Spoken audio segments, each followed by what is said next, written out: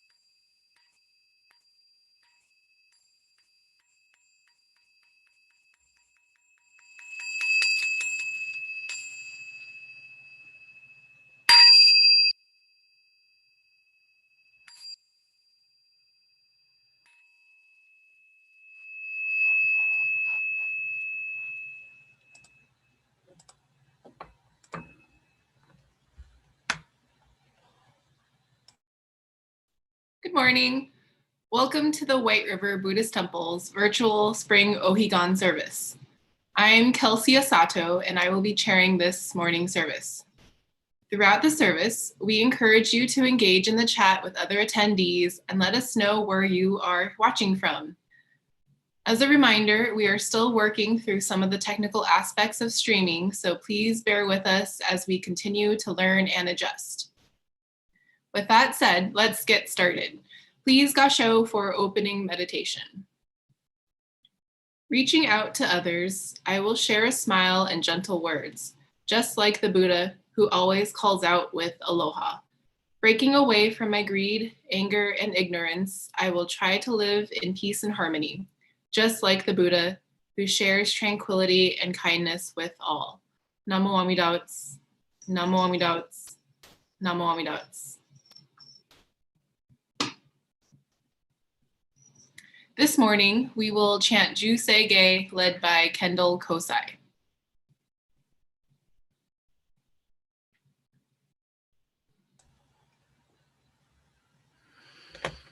Namanda, namanda, namanda, namanda, namanda.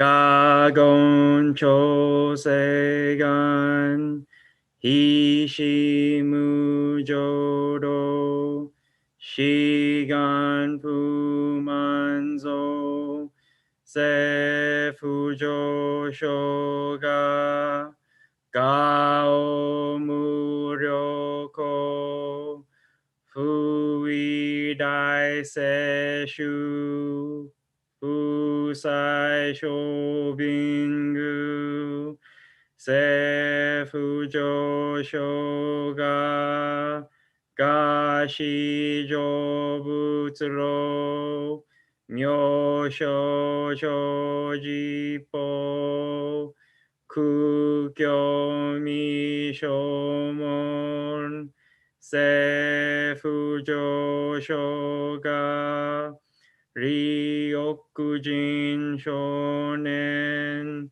joeshu bongyo, shigumu joro, isho tenin Jinriki endai ko, fusho musairo, shoujo san kumyo, kosai shuyakunan, kaihichi egen, meshi konmoan,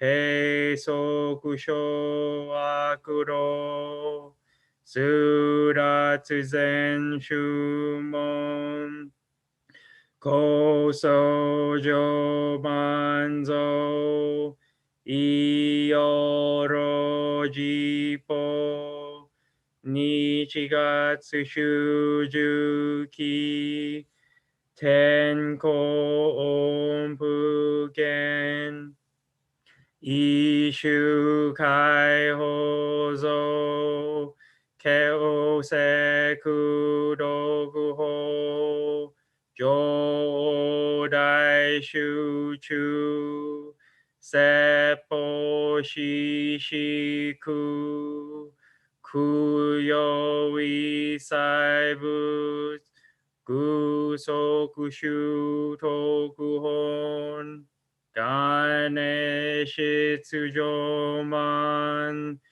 得意三害を女仏無下地つら罪不傷願学えり投資最小損志願や効果大勢の感動国書天人東鎮女系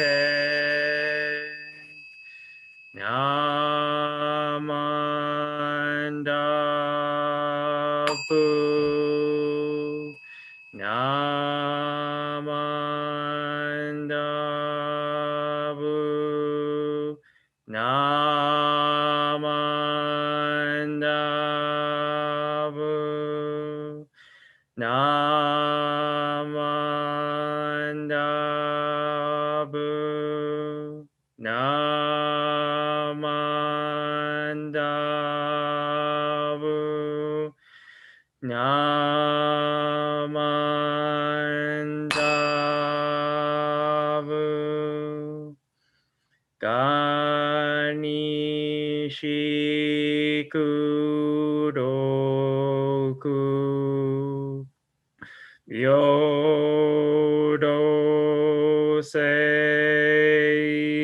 祭ど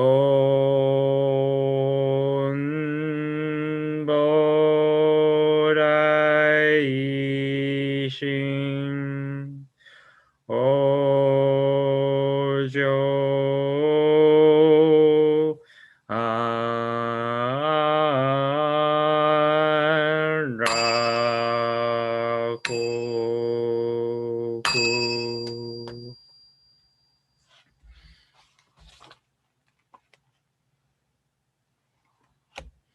Namanda, Namanda, Namanda, Namanda, Namanda.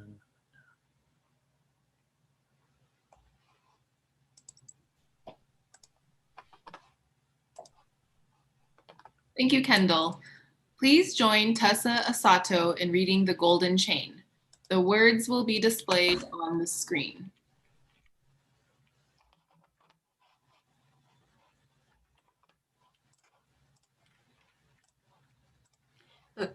The Golden Chain.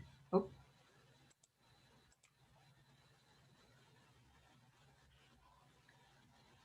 The Golden Chain. I am a link in Amita's golden chain of love that stretches around the world. I will keep my link bright and strong.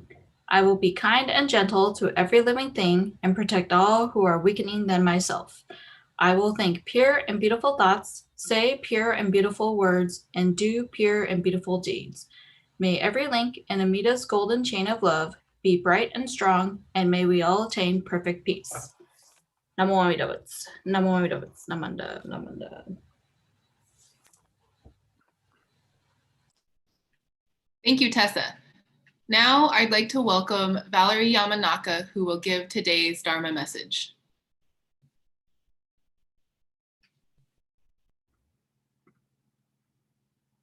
Hi, everyone. Please join me for opening meditation. How we seek to spend our time may depend on how much time we perceive ourselves to have. Namo Amida Butsu. Namo Amida Butsu. Namo Amida Butsu. Namo. So good morning again.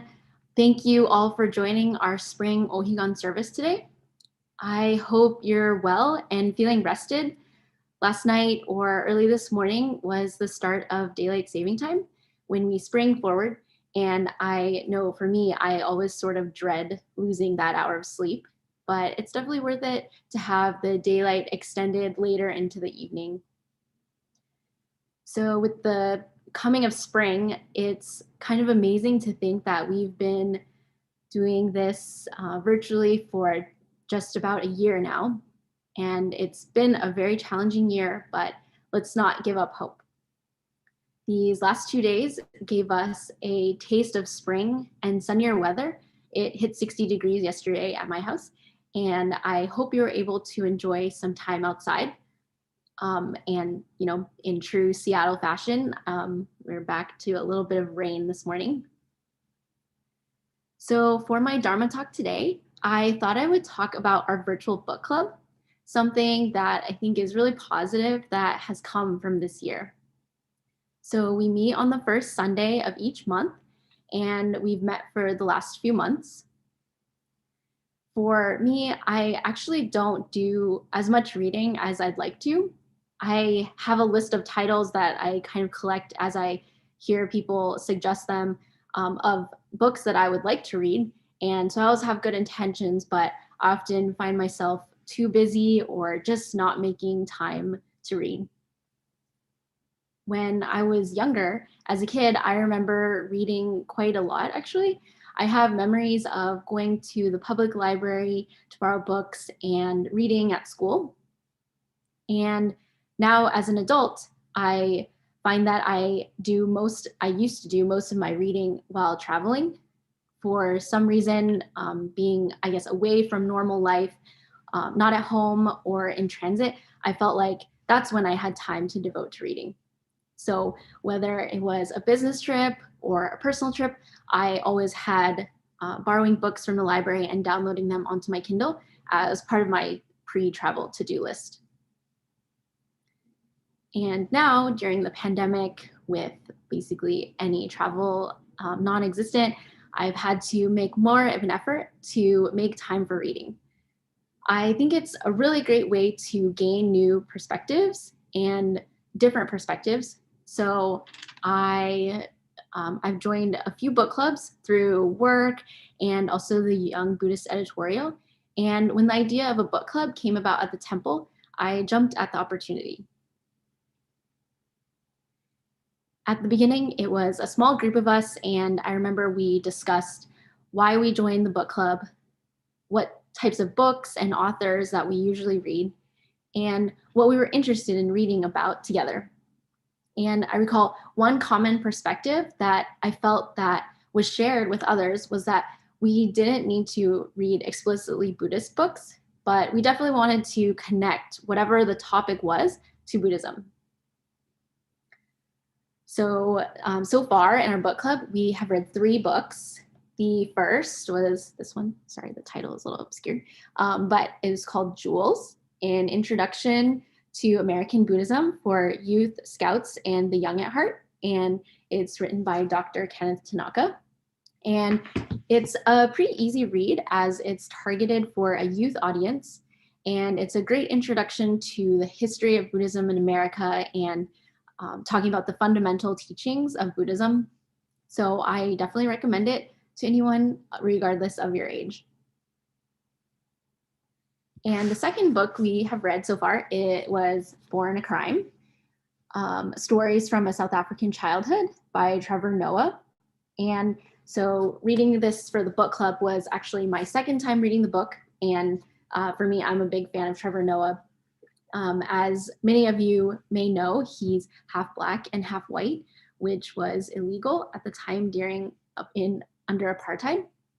And so it's his autobiography, and he's a comedian, so he has this way of using humor to tell a story, and He provides, I think, a unique perspective on race and racism, which can be difficult topics for people to talk about. And through his stories while we were reading it, it really made me think a lot about how we can be more compassionate to others. So I highly recommend that book as well. And our latest read was Being Mortal, Medicine and What Matters in the End by Dr. Atul Gawande. And I actually had not heard of this book prior to the book club. And even though I think that in a way it is kind of depressing in that the book is talking about aging and illness and death, I actually thought it was such a good read and it was so thought-provoking. I found myself feeling like there were so many examples of Buddhism throughout the book, which, you know, might be unsurprising actually, considering that we acknowledge death as a natural part of the life cycle, and things like impermanence, interconnectedness, suffering, and ego are all things that we talk about in Buddhism all the time. So in this book, the author starts by discussing how in life we strive for independence. You know, our children leave home for opportunities and parents want them to, in fact, and just generally we strive to live on our own and support ourselves and ultimately rely less on others. But the fact of the matter is that knowing the path of life works, that things are impermanent, things like our physical abilities, for instance, you know, maintaining a house, taking care of a yard, driving yourself places, eventually, you know, we all have limitations. And so being fully independent forever is just not sustainable. And when older people in particular start to require more help, that's when they typically will move into assisted living or nursing homes, kind of depending on their needs. And something that really resonated with me in the book was a program that was introduced. It's called the Eden Alternative by Dr. Bill Thomas, who wanted to, as he termed it, attack the 3 plagues of nursing home existence: boredom, loneliness, and helplessness. And the way he did this was by literally bringing in life into his nursing home facility in the form of plants. So he brought in indoor plants and also outdoors. They made vegetable and flower gardens. And they also brought in animals. So a number of dogs, cats, and lots of birds. And they also brought in children through an on-site childcare facility. And the results of this were really amazing. For example, those that were completely withdrawn and non-ambulatory were telling the nurses that they needed to take the dogs for a walk. They also adopted out 100 parakeets to the residents so that they could have them in their rooms and take care of them. And other measures they tracked, like prescription drug costs and death rate, for instance, actually improved. So people literally had meaning in their lives again. And I think that really illustrates just how interconnectedness and interdependence we are with other beings. And for me, I feel like I've sort of seen this connection and how it's important with my own grandpa. He was able to live at home with help until the end of his life. There were dogs there too. But even after some health setbacks, he lived longer than any of us would have expected, to 101 years old. And the second half of the book was actually a lot more challenging for me to read. It talked about having tough conversations around what we value in life, like what is worth living for and what is not. So some examples that Dr. Gawande gave were, for instance, one patient said being able to eat chocolate cake and watching football on TV was something that they wanted to live for. While living in complete paralysis was not acceptable for his father. And I think all too often, these kinds of tough conversations about what people value is they're happening too late, and if they happen at all. So often family members end up making medical decisions out of emotion and without that understanding of the individual. And it's not to say that these conversations are easy, but the last part of the book, last chapter of the book is called Courage. The author says, courage is strength in the face of knowledge of what is to be feared or hoped. Wisdom is prudent strength. And I had to read that a few times. Maybe I'll repeat it. Courage is strength in the face of knowledge of what is to be feared or hoped. Wisdom is prudent strength. Another part of the second half of the book was that perhaps our society's approach to medicine, treatment, and aging involves a great deal of suffering. And I think actually ego as well.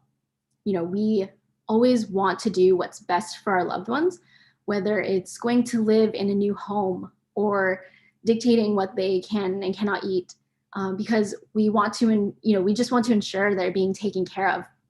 And on the other side of that, you have doctors that they want to fix things through treatment and medicines, and sometimes those can have really terrible side effects for a small probability of more time. And all of those things, usually don't focus as much on the individual's well-being and if it's what they truly want. Dr. Gawande, he gives us a number of examples that illustrate that we often wait until we become ill or have a near-death experience to focus on what's truly important to us. We get caught up in life and end up putting things off. And he says, only now did I begin to recognize how understanding the finitude of one's time could be a gift. And I think that without saying it as explicitly, that's what impermanence is all about. That's what we should strive to focus on the present moment, the here and now. And so today is our spring Ohigan service, and Higan, or abbreviated from the Japanese term to Ohigan, literally means to reach the other shore. And in Buddhism, the world of suffering is referred to as this shore, and the world of enlightenment is the other shore. So as Reverend Warwick mentioned in his message in the newsletter, he said, in order to reach the other shore, we do not have to wait for the end of our life. And I think we can all strive to reach the other shore right now by living the teachings in our everyday life and having the courage to talk about hard things so that we may live a more meaningful life. Let's celebrate this spring Ohigan by recommitting ourselves to doing just that. Please join me in Gasho. For a closing meditation, how we seek to spend our time may depend on how much time we perceive ourselves to have. Namo Amida Butsu. Namo Amida Butsu. Namo Amida Butsu. So maybe while I'm here still, I'll give a little plug for our next book club. We're going to be reading this book, Be the Refuge by Chen Hong, and I encourage you all to read it. It was published in the newsletter as well, that it just came out, and I've heard it's really good. Some of you might know some of the people that are interviewed or quoted in the book, and I also invite you to join us for the discussion. If you're interested, we're going to read parts 1 and 2 for our April meeting and parts 3 and 4 for May. So thanks everyone. One last thing I wanted to mention is just, wishing Reverend Warwick a very speedy recovery. Reading after reading our last book, falls make me very nervous, but sincerely wishing you all the best. Thank you, Valerie, for your very thoughtful message. And we hope folks will join our book meetings on the first Sunday of every month. At this time, Tessa Asato will read the Jodo Shinshu Creed. Please follow along as the words will be displayed on the screen.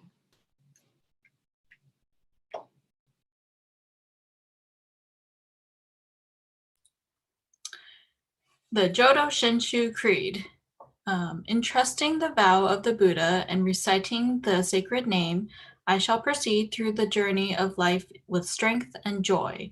Revering the light of the Buddha, reflecting upon my imperfect self, I shall strive to live a life of gratitude.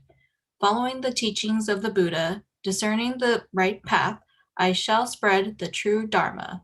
Rejoicing in the compassion of the Buddha, respecting and aiding one another, I shall do my best to work towards the welfare of society. Namo Amida Butsu, Namo Amida Butsu, Namanda, Namanda. Thank you, Tessa. Finally, our Gatha for today will be a special place performed by Dawn and Judy Gardner. Please join in singing along.